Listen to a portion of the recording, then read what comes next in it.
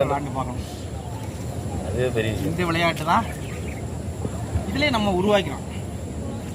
எல்லாமே சிலம்பம்னா ரொம்ப பெரிய இதெல்லாம் கிடையாது. சாதாரண நம்ம மக்கள், படிக்காத மக்கள், ஒன்றுமே காட்டு வேலை செஞ்சுட்டு விளையாடுற மக்கள் சிலம்ப விளையாட்டு தான் சிலம்ப விளையாட்டு நான் நினைக்கிறேன். அதனால் ரொம்ப எளிமையானது தான்.